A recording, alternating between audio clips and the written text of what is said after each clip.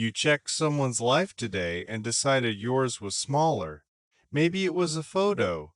Maybe it was a salary mentioned in passing. Maybe it was the offhand comment about a vacation, a promotion, a new apartment, a relationship that looks nothing like yours.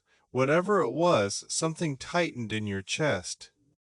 And then, almost immediately, you felt a little worse about a life that had been perfectly fine 10 minutes earlier. You know this feeling. You probably hate that you know it. And you have almost certainly told yourself to stop doing it. You haven't stopped. You won't stop. And the reason you won't stop is one of the most important things you will ever learn about the brain you are living inside. This is not a character flaw. This is not weakness or insecurity or something that therapy alone can fix. The comparison you just made, the one that made you feel smaller, was not a mistake. It was a system doing exactly what it was designed to do. A system so old, so deeply embedded in your neurology, that it predates the concept of a career, a social media feed, or a self-image by hundreds of thousands of years. Let's go back to where it started. Your ancestors did not live in a world of billions. They lived in a band of 20 to 50 people. Everyone in that group was known to everyone else. You knew who the best hunter was.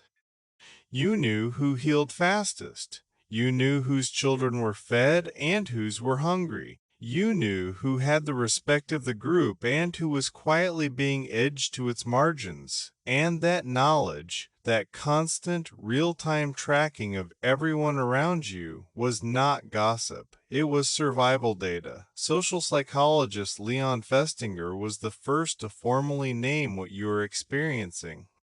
In 1954, he published his social comparison theory, which proposed that human beings have a fundamental drive to evaluate their own opinions, abilities, and standing, and that, in the absence of objective standards, they do this by comparing themselves to other people. Festinger was describing something he observed in mid-century Americans navigating status and ambition. What he did not yet fully understand was how deep the root system went. Because what Festinger mapped as a social phenomenon, evolutionary psychologists would later trace all the way back to the savannah. In a small band, knowing your rank mattered. It determined who got the best food, who got the most protection, who survived a lean winter and who did not. Your brain evolved to run a constant, automatic status calculation, not because it was cruel, but because in the environment your ancestors occupied, your position in the group was one of the most accurate predictors of whether you would live or die. You are still running that calculation every single day without choosing to. But here is where it gets complicated.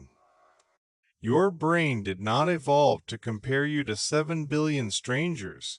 It evolved to compare you to the 40 or so people you could physically see and interact with. For most of human history, that meant your comparison pool was realistic. The best hunter in your band was genuinely the best you would ever encounter.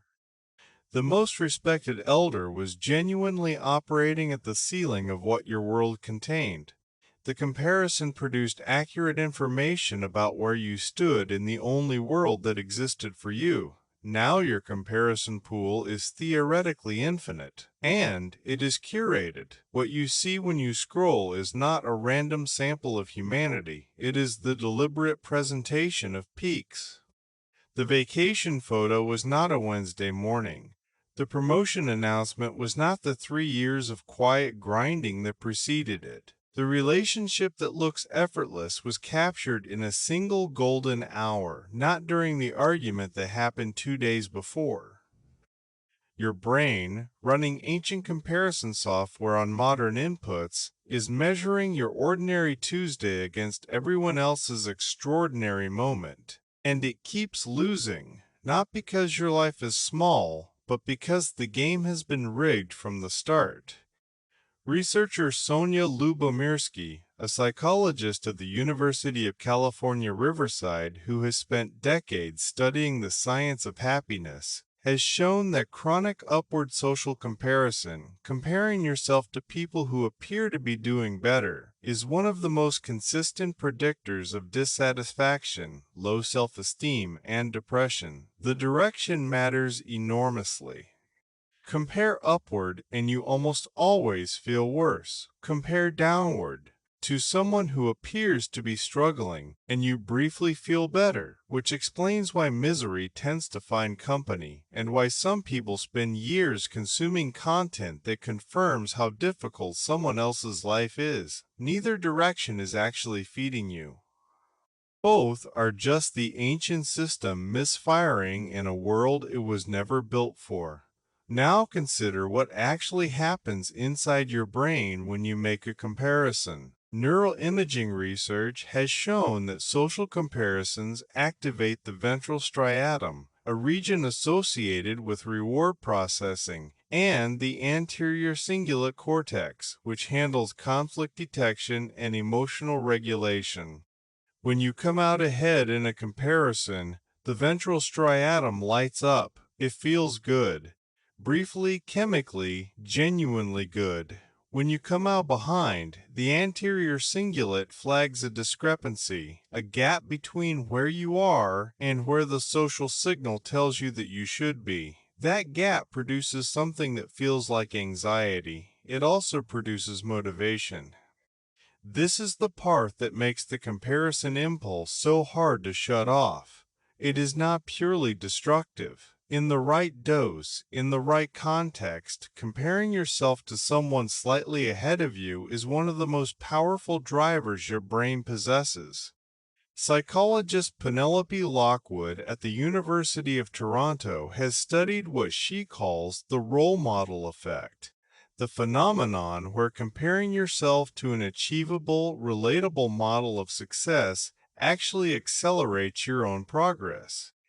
The key word is relatable.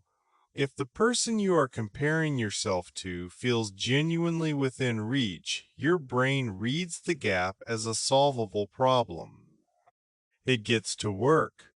But if the gap feels impossible, if the comparison is so distant from your current life that no plausible path connects them, your brain does not get inspired. It reads the distance as a threat, and threatened brains do not expand, they contract. This is why comparison so often feels like quicksand. The impulse to measure yourself against others is real and ancient and sometimes useful, but the inputs you are feeding it are almost never realistic, and they are almost never kind. There is something else your ancestors' comparison system was built to do that rarely gets discussed. It was not just about measuring your own status, it was about reading the group. Noticing who was becoming more capable, who was weakening, who was forming alliances, who was beginning to pull away. In a world without any written record, your ongoing social comparison was your only map of the shifting terrain of the relationships you depended on. The comparison was a form of relational intelligence. It kept you embedded in the web of people who kept you alive. What that means is that you were never supposed to compare and withdraw. You were supposed to compare and engage, to notice, to adjust, to move toward. The ancient system was designed to draw you closer to the people you measured yourself against, not to make you perform a version of yourself for an invisible audience of strangers. When comparison pulls you away from people, when it makes you perform instead of connect, curate instead of share, hide your actual life because it does not match the standard you have assembled from other people's highlights, it has been hijacked. The tool is still running, but it is no longer doing the job it was built for. It is worth knowing that social comparison is not unique to humans. Primatologist Franz de Waal documented comparison behavior in chimpanzees in studies where two animals received unequal rewards for the same task.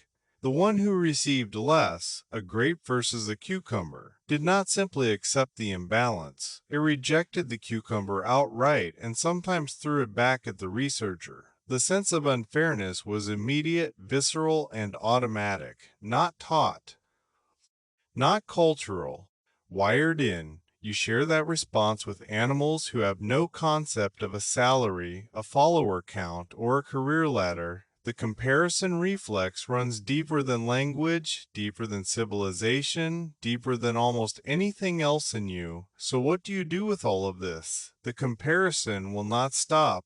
It was never going to stop. It is as automatic as hunger, or the flinch response, or the pull toward fire in the dark. But knowing what it actually is, knowing that it is an ancient navigational system misfiring on impossible inputs, changes your relationship to it. The next time you feel that tightening in your chest after someone's life appears larger than yours, you are not failing at contentment. You are not weak or ungrateful or fundamentally broken. You are a social animal with a brain designed for a world of 40 people, trying to locate itself inside a comparison pool of 8 billion, filtered through an algorithm built to show you only what performs best. Your ancestors compared themselves to the 40 people they could see and touch and know completely. They compared themselves to people with real flaws, real struggles, real bad days visible up close. You are comparing yourself to a curated highlight reel assembled from billions of best moments. The system was not built for this. It was built for a world small enough to be real. You checked someone's life today and decided yours was smaller, but the math was never fair, and the measurement was never yours to make in the first place.